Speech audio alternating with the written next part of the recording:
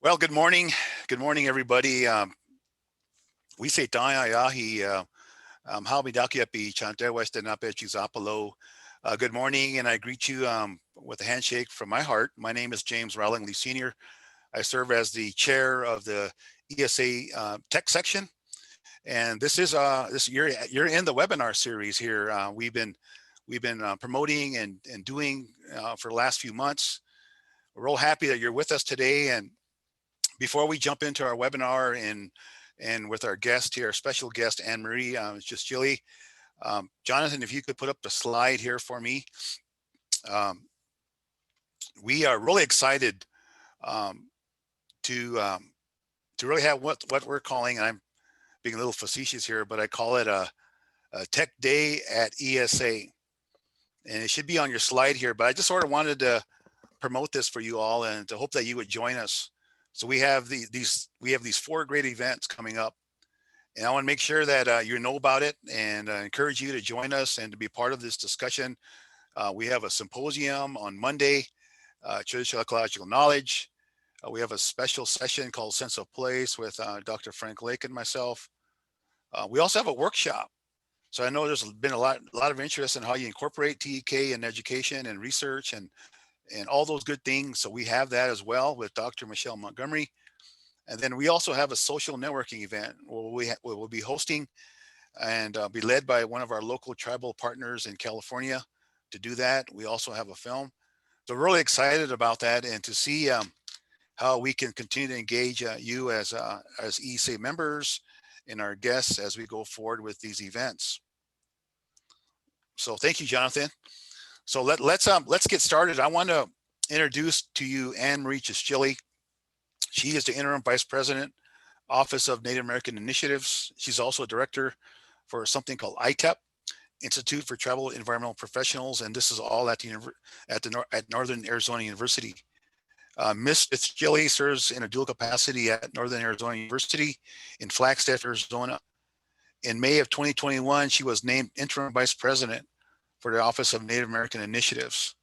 ONAI is tasked with advancing NAU's strategic goal to become the nation's leading university serving Native Americans, with initiatives focusing on Native American student retention, tribal leadership, environmental stewardship in Native communities, culturally responsive K-12 pedagogy, and Native mentorship.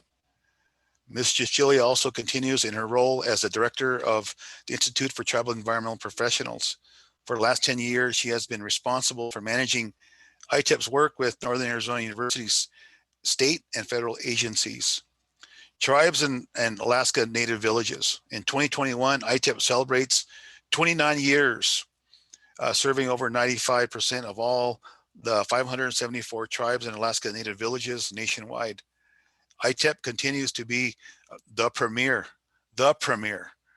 tribal environmental organization, training tribes and Indigenous people. And Ann Marie did pay me to say that. So Ms. Chischilly is an enrolled member of the Navajo Nation, Dene. She earned her Juris Doctorate degree from St. Mary's University School of Law and a master's in environmental law from Vermont Law School. She is licensed in Arizona and also is a member of the International Bar Association. Very impressive again, and thank you, Ann Marie, for joining us today, and we look forward to your presentation. I'll serve as a moderator, so if you have questions, please put it in the chat, and we'll address that. So with that, Ann Marie, the floor is yours. Again, Wopila Tanka, thank you for being with us, and we look forward to your presentation. Over to you, Ann Marie. Over to me. Thank you. Good morning, everybody. Yat Bena coming to you from on top of the mountain in Flagstaff, Arizona. I came in, I walked into my office in the rain, so I felt like it was a good blessing for us today. And I also hear the thunder beings outside, so it's always so nice to hear our ancient ones and be blessed by them as well. So as I come to you with this talk today, I want to say thank you to the organizers at ESA, James for the invitation, and all of you just being here today. I know in these times of Zoom, we get very, very tired of being on Zoom. So I appreciate your time and I appreciate your willingness to learn about some of the things some of the national experts and I worked on a while ago, but we wanted to share today. So just for introduction purposes, I'm Dana, so I introduce myself according to our clan system. Shea not Dana Kachini Shla, Orichini, Bashishin, Hanagahni Dashan Che, my Dashgini Esh Dashanella, and Lay Shanto, Ado Chimbito, Ais Nasha, without Stanchla, Yat Ya Anasco. So those didn't quite get Navajo down. I am Red Streak in the Water, tobacco people born for the Bitterwater people. My maternal grandparents are One Who Walks Around clan, and my paternal grandparents are Wolf's Path clan. Originally from two small communities called Shanto and Chilchimbito, and all of those things make me the woman that sits before you today to present to you. So welcome and thank you for the honor to come talk to you about the guidelines for the uses of traditional knowledges. I wanted to talk to you about some of the things that we worked on. So for traditional knowledges, as an undergrad, I was an English major. And so when we were working on this document, adding that S to traditional knowledges was just, if it comes up wrong on your computer, you're just like, and you have to like try to teach your computer to get that S into it. So traditional knowledges is a very unique concept. And it came about pretty early in the, I would say 2013, 2014 area. It's really when it started coming to the forefront of a lot of different issues. And I got involved because ITEP, the Institute for Tribal Environmental Professionals, we were helping tribes with their adaptation plans. And they wanted to incorporate their traditional knowledges into their plans. But of course, when you receive federal funding and you put your information into a federal deliverable and submit it, it becomes public property, or it goes into the public domain. So one of the issues that I was trying to figure out is how do you protect traditional knowledges when they're used in documents like an adaptation plan? So that's how we really started this conversation around traditional knowledges. And for me, traditional knowledges is innate. They just come to you. Everyone has it, no matter what race you are, no matter where you come from. Traditional knowledges are all about you. They're different things about you. They're your grandmother's recipe. They're the lullabies that were sung to you. They're all these teachings that you have taught, learned. You may not think they're, special or anything like that, but they're very much incorporated into you. And so I wanted to just open that up and let you guys all know that traditional knowledge is innate to everyone, in my opinion. So when I come to this meeting, I made sure that my heart was good. I made sure I said my prayers. I made sure my energy was good, because when you talk about traditional knowledges, you come with it a good heart, because you're dealing with knowledges that have been transferred from our ancestors or from our grandparents that are important, and we should be mindful of how we speak about it and how we work with this topic. So the first exercise I want to do, and I work with a lot of students, so I'm always Zooms, we're all tired of Zoom. So I wanted to, and I did this at several camps. So you're going to get tribal camp activity here.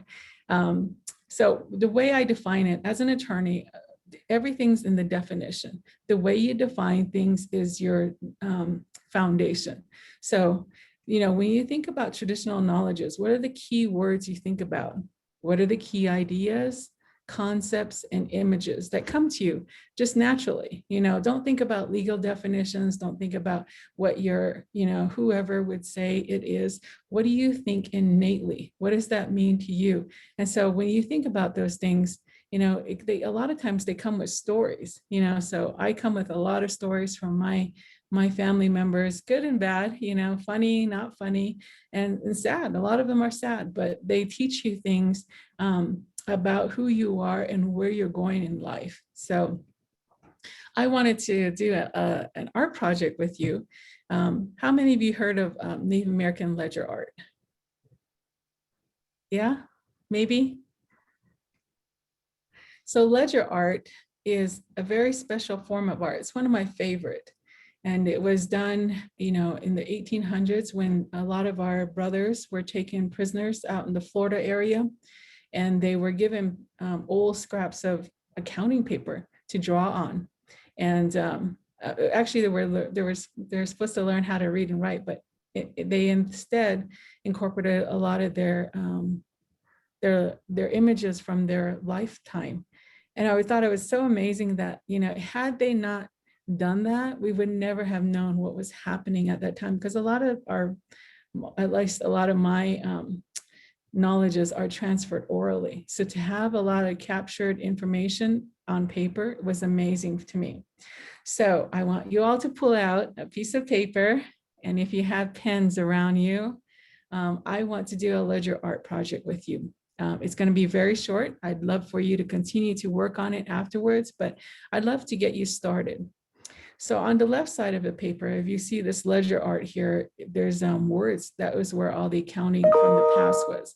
But instead of the accounting issues there, today, I want you to put all the words you think of automatically, instinctively, and just inherently. What do you think of when you say traditional knowledges? What comes to your mind right away? And then the whole rest of the paper, I want you to start drawing images and just like be free. I'm not going to ask anyone to share. So you don't have to share and don't have to be afraid that I'm going to say, hey, James, what does yours look like? But because this is a very private and for you to get a definition is vital for us to go on to the next steps. So I'm going to give you about 5 minutes. Are you guys all ready? How many? Thumbs up if you guys are ready to go. Anybody? I can't see everyone's hands. So hopefully you are. Okay, so 12 participants are raising their hands. All right, ready, get going. And I'm gonna play some music. And so when the music ends, that means you're done, okay? Because we only have an hour in this session. So I want you to go ahead and get started. Left side, words, and then the entire paper, drawing your images. So ready, set, go. Ready? We are ending it now. How did that go? Can you guys hear me? I don't know if I lost everyone.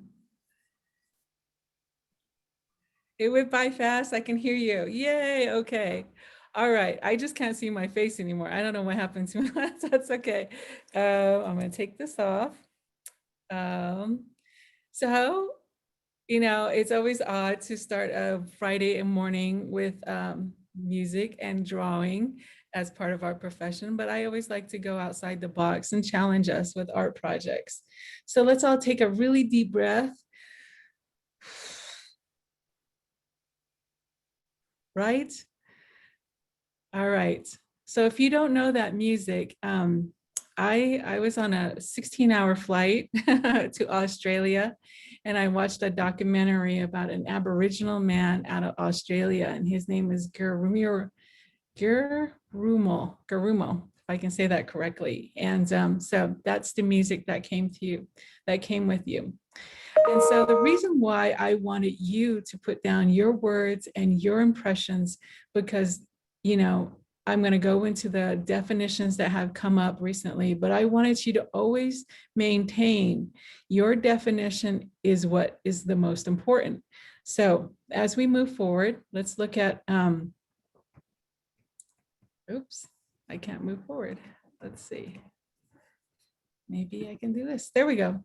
So traditional knowledges is, it's a particular Indigenous decision. So it's according to our values and our standards to determine what English language terms as traditional knowledges or traditional ecological knowledge are supposed to mean. When I read that, I'm like, oh my God, that's great legal guru, someone just mixing us all up. So I said, let's take that definition and break it down.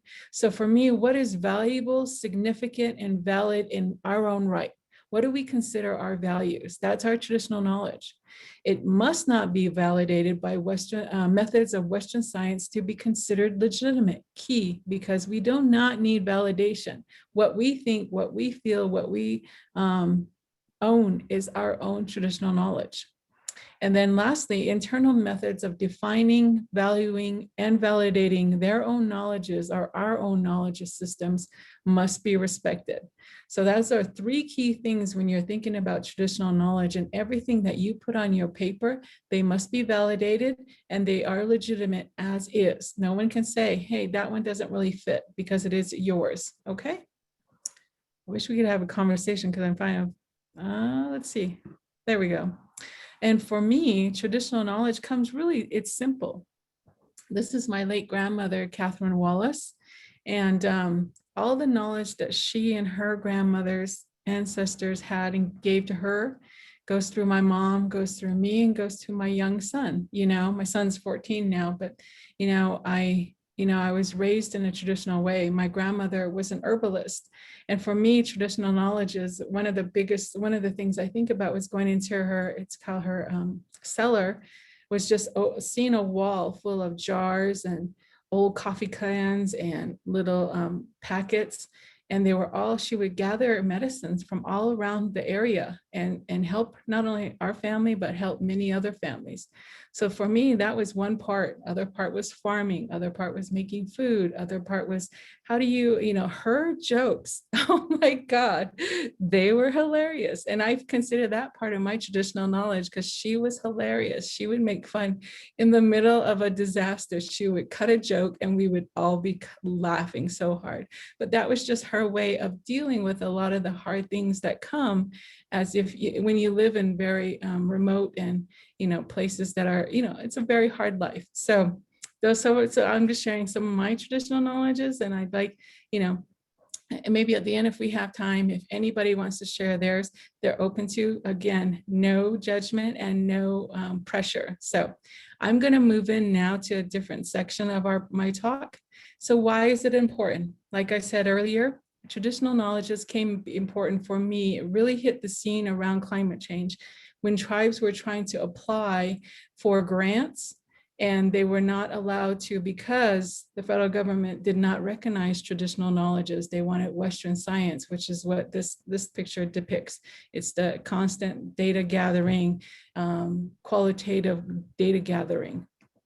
Where on this side, the tribes were saying, hey, our knowledge, our Che, our uncle, our grandpa who takes his sheep to that same river every single day probably knows more about that river than this person on this side. So why isn't our information? It may be anecdotal, it may be a different set of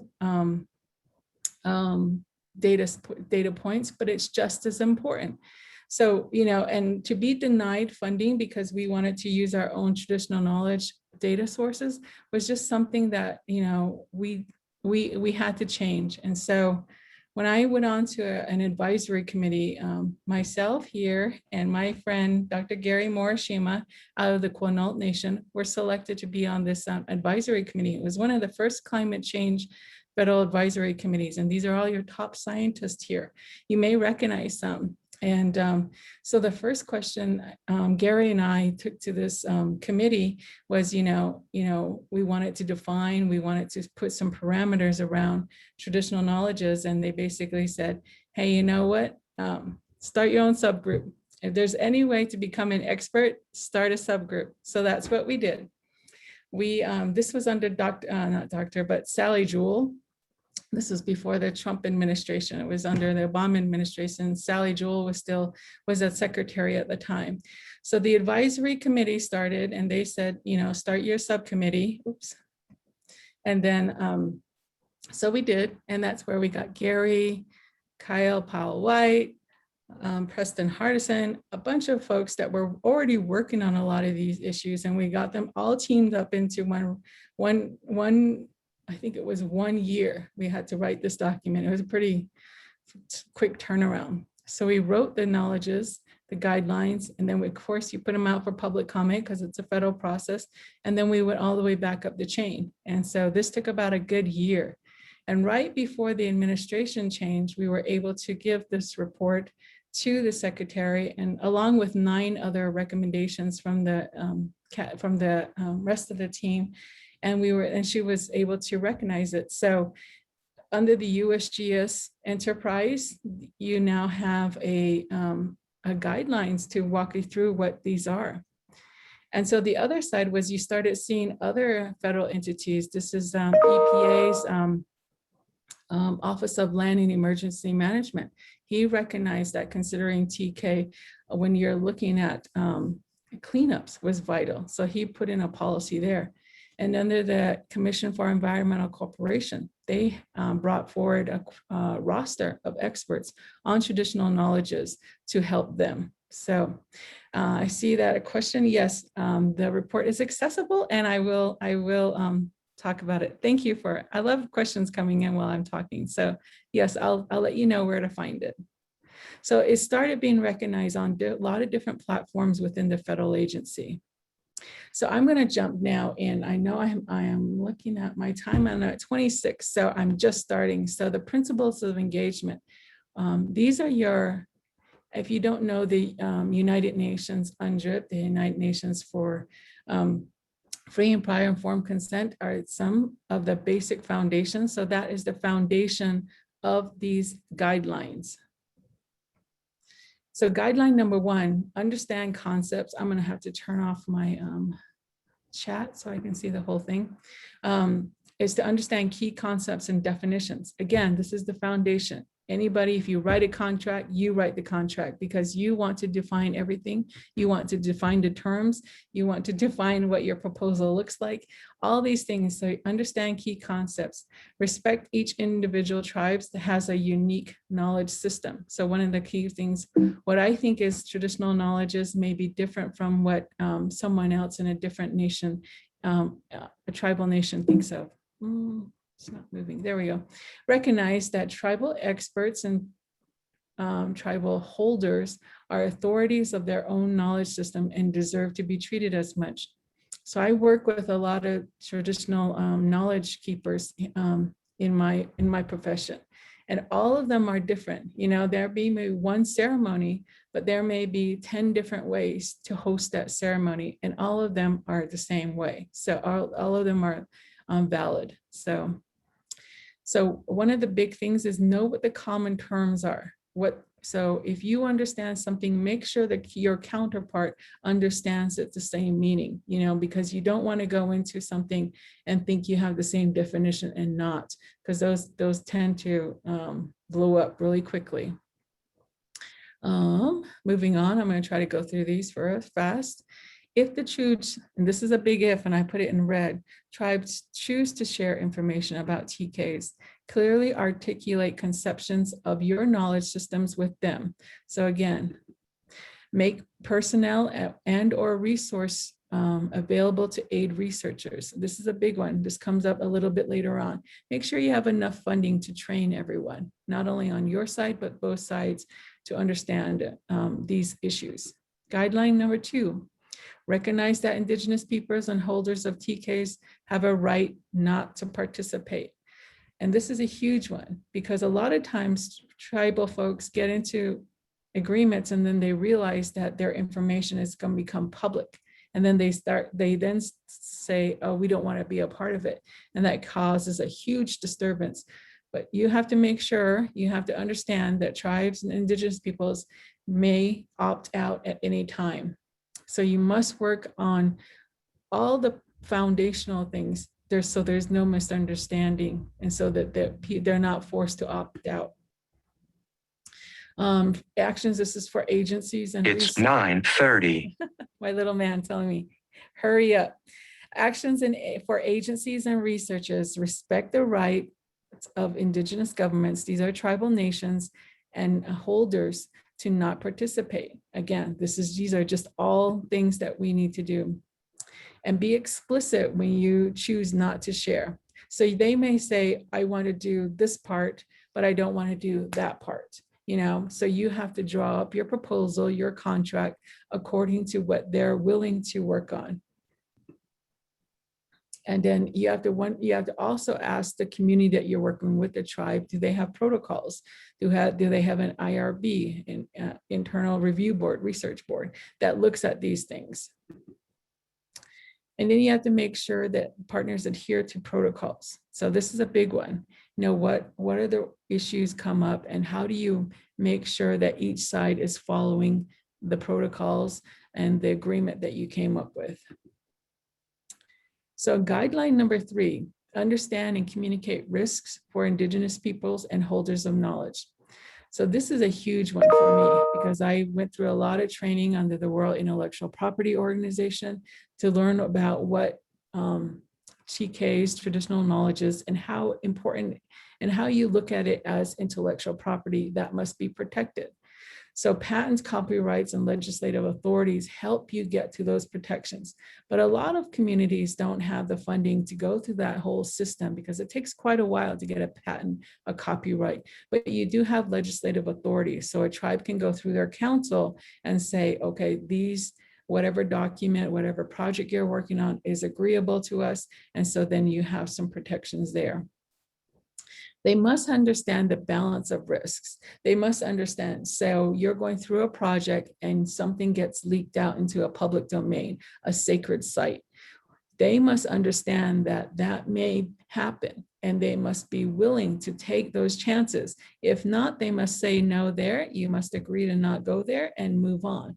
So these are some of the risks that you have to explain, not only to the tribe, but most especially to the knowledge holders, because a lot of knowledge holders, from my experience, don't have that legal background or don't have a concept that their information is considered intellectual property and must be protected.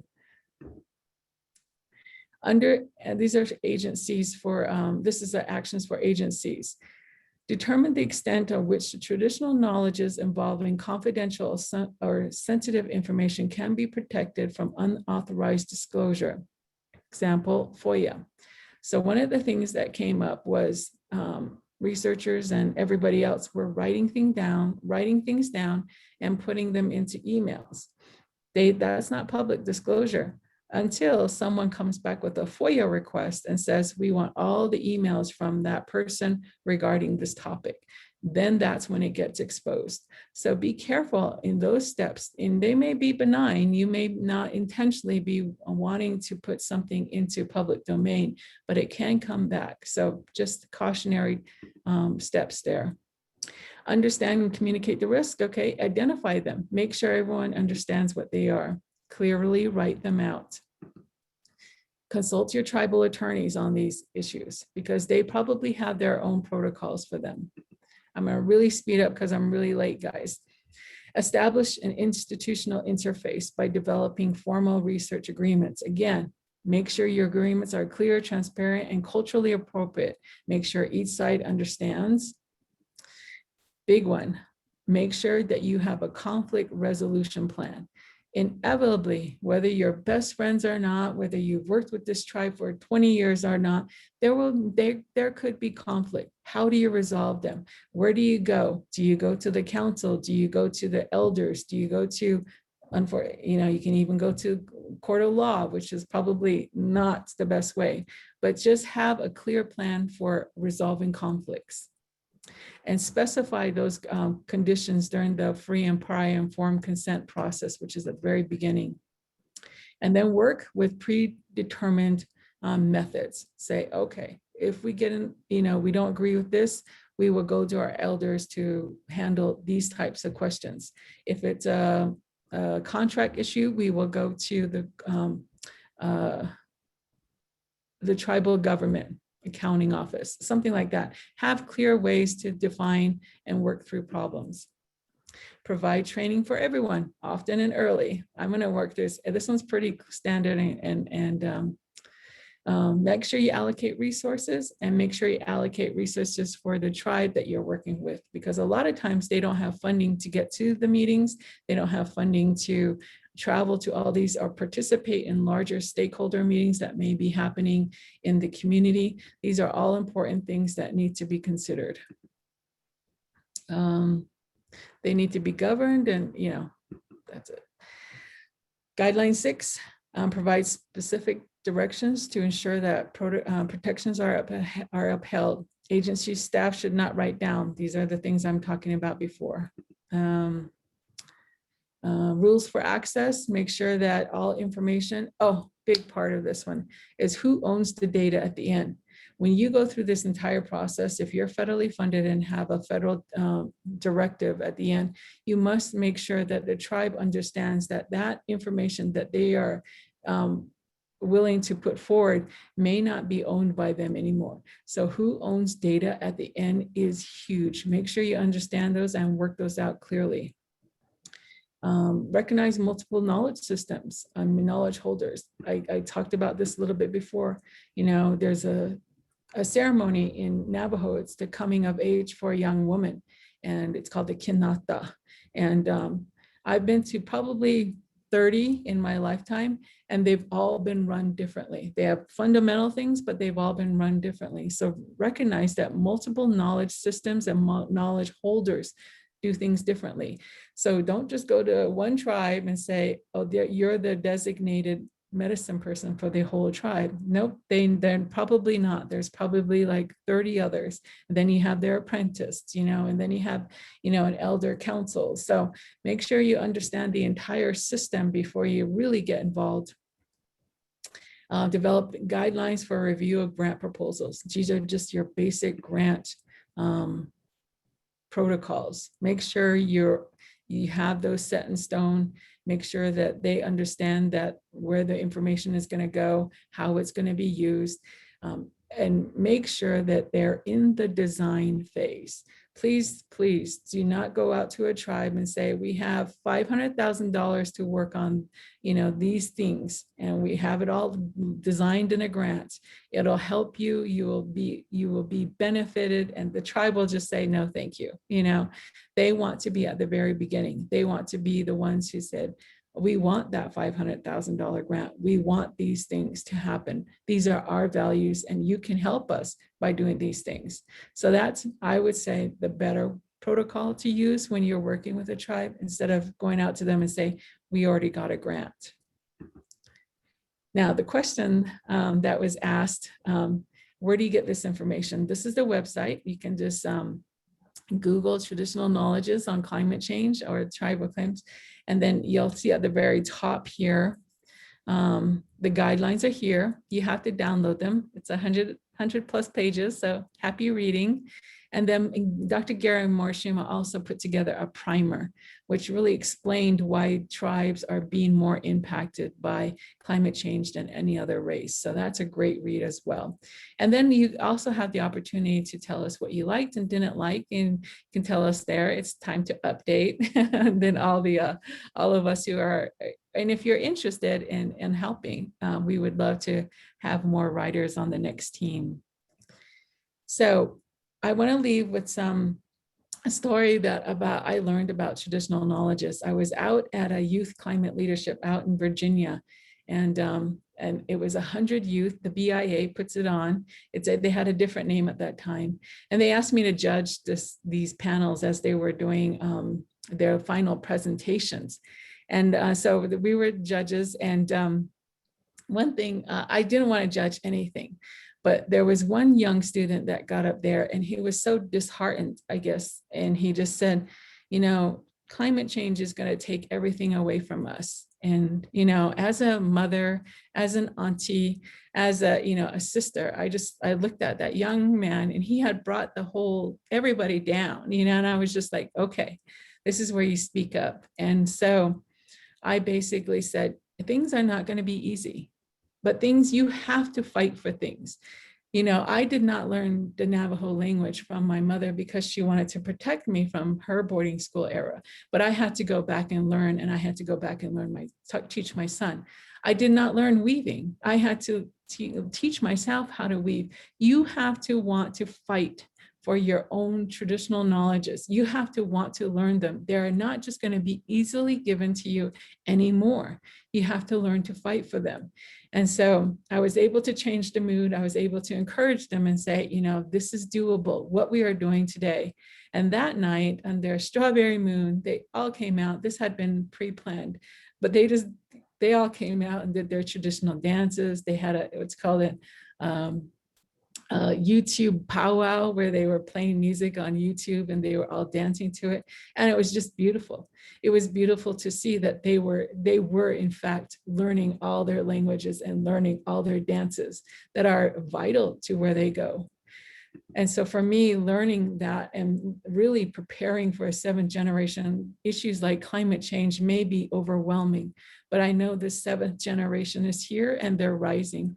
And this is a group of kids and my son that I took out at Standing Rock back when it was happening. And so I just want to encourage all of you who are working in very difficult arenas like climate change or in natural resources. We may not be told every day that the work we're doing is amazing, but step by step, you are building for the seventh generation. And so I just appreciate you and I thank you. And I hope these guidelines help you as you work with tribes and you work with other federal agencies.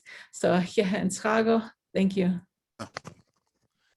Thank you, Ann Marie, for that great presentation. And now we transition to the question period.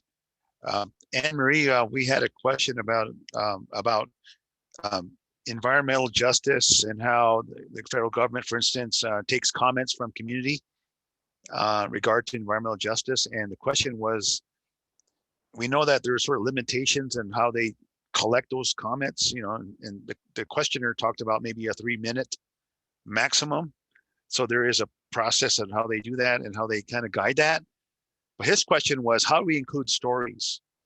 I know you included a lot of stories in your talk today, and certainly from the tribal community and tribal perspective. So is there anything in that area where you can comment on in terms of including stories in those federal comments related to environmental justice issues?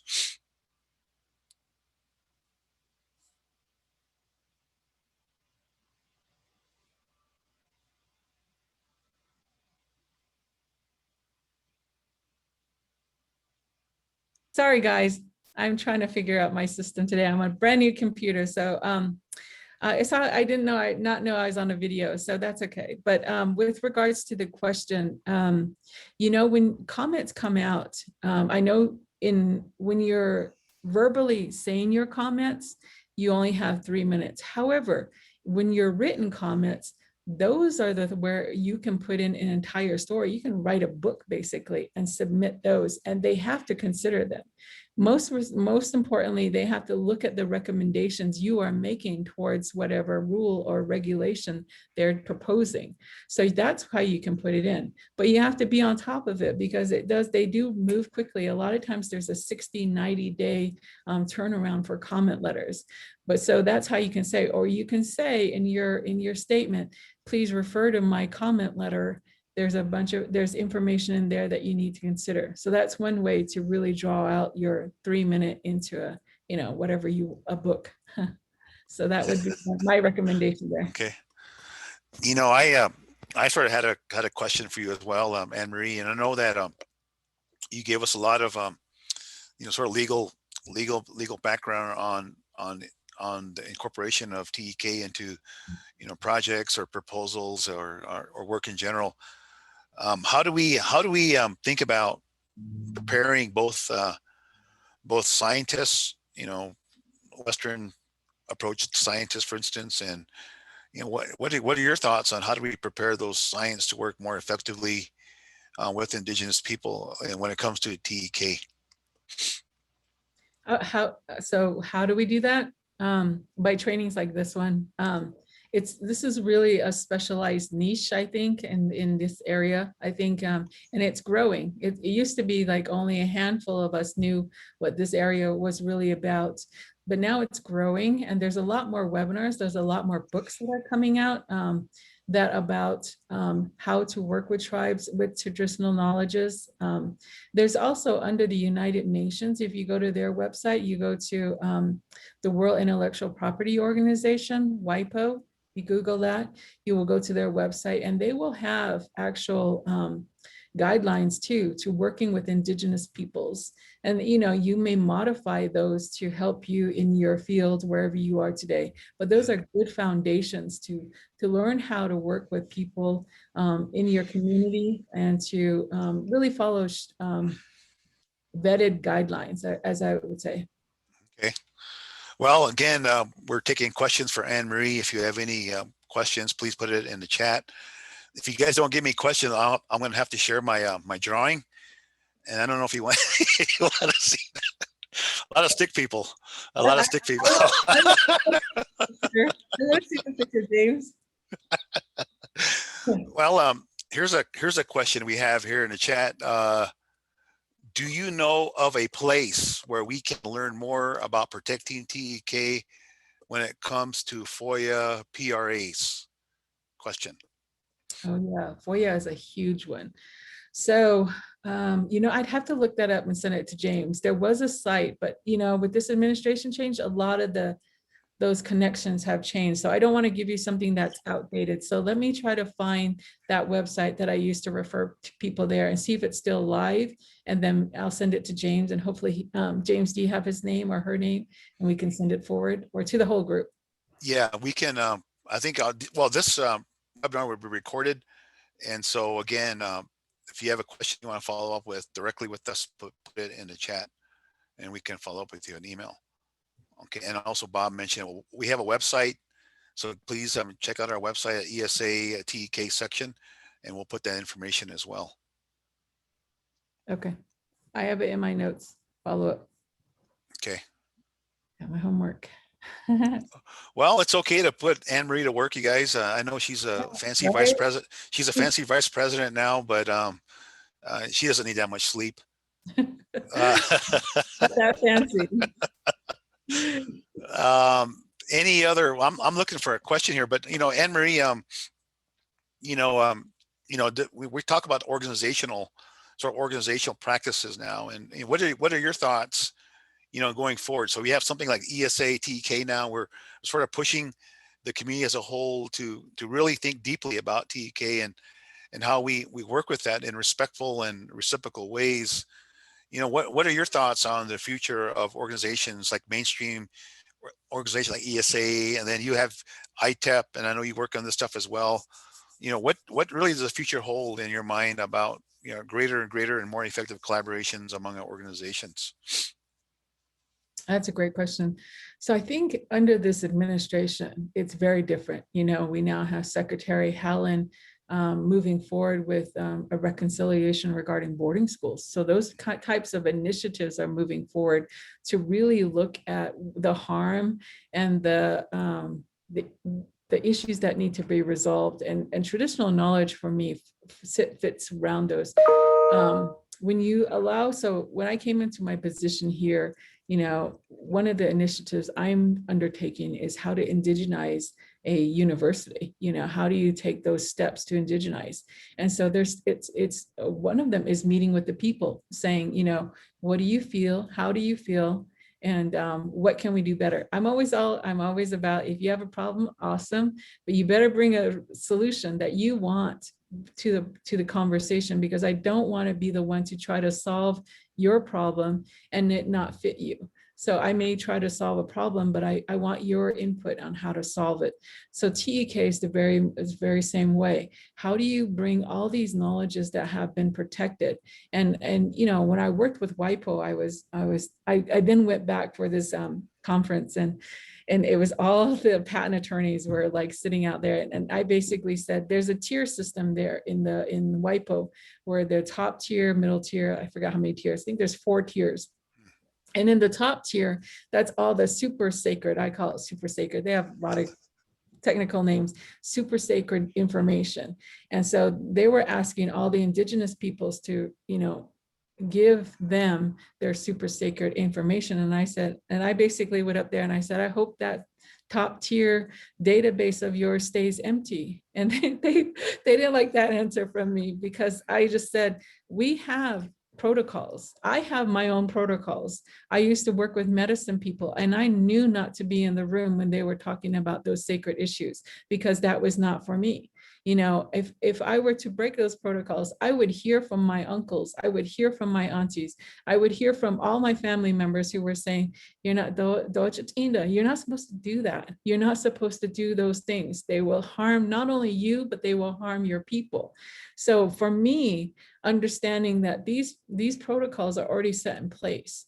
We already know how to protect them. Now it's just training others and having that open conversation and saying, are you open to our protocols? And that's a big step. And those are built by relationships. You don't just show up one day and say, hey, give me your information about so-and-so. There's open information. Like I said, the Kinlaw Bow ceremony that I used an example, that's very open. There's books written about it.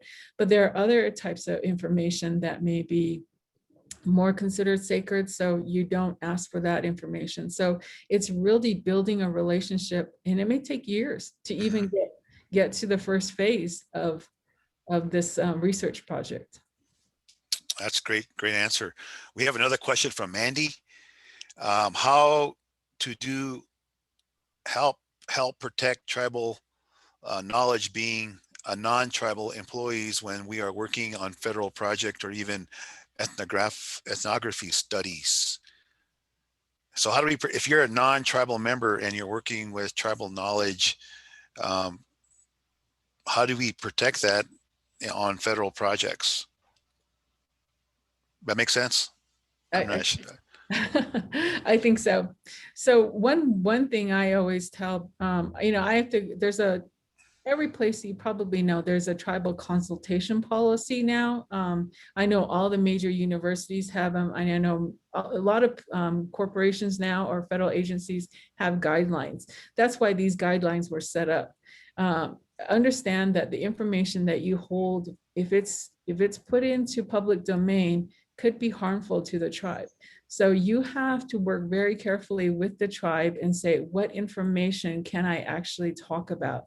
That should have been said a long time ago, before you even got to the phase where you're in now, where you're dealing with that information, because you always want to be more protective, because you can never, I think there was a time when someone was like, well, we'll get patent attorneys and we'll sue them.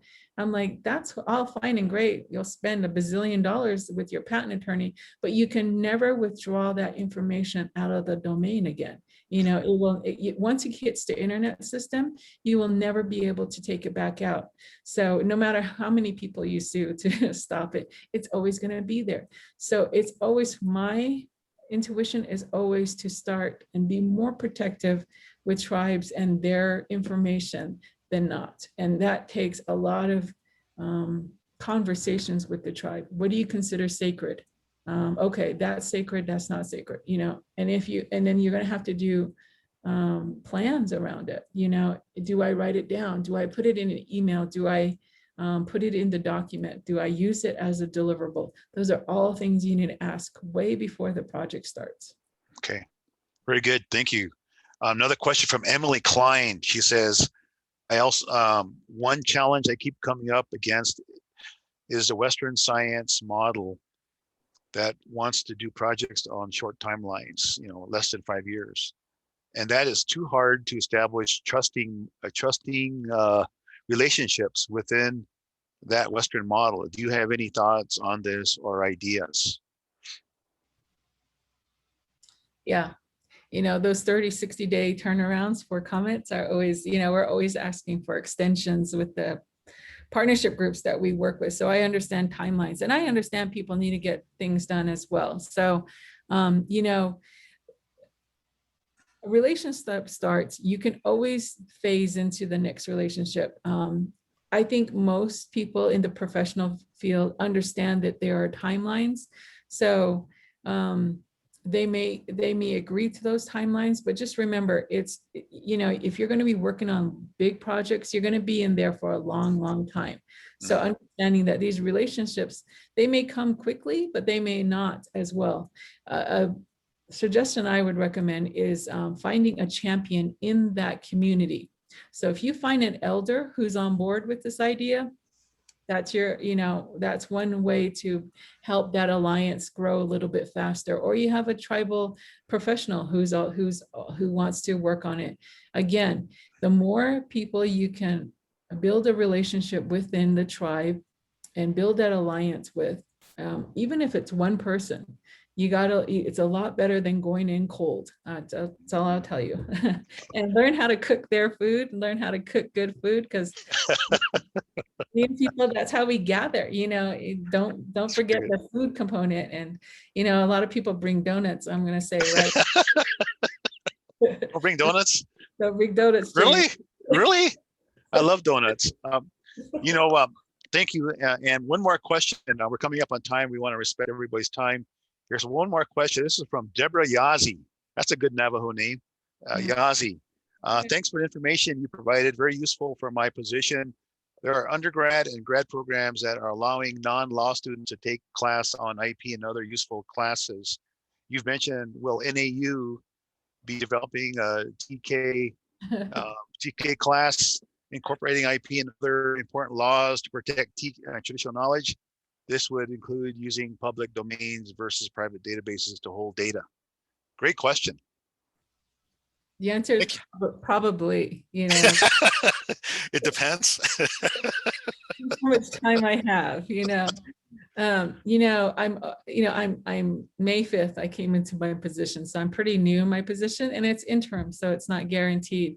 But we've been working through, if you go through ITIP's climate change project program, their climate adaptation plan, we incorporated 1 to 2 hours of just nothing but this topic area, IP and intellectual property, and the protection of intellectual property when using it in this case, climate adaptation plans. So it can be used anywhere, but how do you protect those knowledges in the system? But then there's other ways. You have to also remember some tribes are okay with allowing that information to go out. Every tribe is sovereign. They get to make their own decisions. So, you may see a tribe letting information go and you're just cringing, but again, you have to allow them to make up their own decisions and make it forward. And then protecting it. If you look at, there's a Maasai nation, my good friend out of the African nation, they started recording a lot of their songs and a lot of their ceremonies, but they did it willingly because they wanted, they found that their younger generation, a lot of them were leaving to get jobs. So a lot of when an elder left this world, that information was lost. So they wanted to record it somehow. But then they set up their own system where they had one person as a designated person to keep that knowledge. So they were very protective on the whole process and how they were going to protect it from it leaving the domain area. But it would be used for generations to come, to especially the songs. I think they were most concerned, well, there's a lot of things, but a lot of those songs, traditional songs, are lost if they're not given to an apprentice. So yeah, I would love to see that. Short answer is yes, I'd love to see that at NAU. Whether I can get it done, we'll see. But it is at ITIP's climate change program right now. Okay. Well, we're coming up on time. I just want to thank you, Ann Marie, for a great presentation. And we have lots of questions and really good comments, and they're all thanking you for your great insights. And so again, thank you, Ann Marie. And I think everybody can give you a clapping or something on this this Zoom thing, because I know you like that kind of stuff, Ann Marie. Oh yeah. I'm teasing, but thank you everybody for joining us today. I thought it was a great webinar again, and another great presenter, and Ann Marie, you've done a great job, and we look forward to continuing our discussion with you. Again, is it okay for them to follow up with you if with questions, Ann Marie? Yes. Before I give out your email address, because I know you're doing your vice president stuff, so I don't want to overwhelm you with that. But with that, they can. Thank you. Thank you, Okay. everybody. It's a pleasure and it's an honor to work with you. Continue to work hard and know that you're appreciated wherever you are. Thank you. Okay, ahead, Chicago. Okay, ahead, Ann Marie. Well, before we close here, I just sort of want to again let you know that we have another webinar next month. So Jonathan, if you can put up the slide here. Our next presenter will be Steve, my good friend from Canada, across the medicine line, Stephen DeRoy, and he's going to talk about a lot of the Indigenous mapping efforts they're doing there in Canada and across the world. So please join us again next Friday, August 20th, 12 same bat channel, bat time, 12 p.m. Eastern time. And we look forward to that again. So again, thank you for joining us today. Wishing you a good day and take care. Thank you. Wopila Tonka Chichapalo.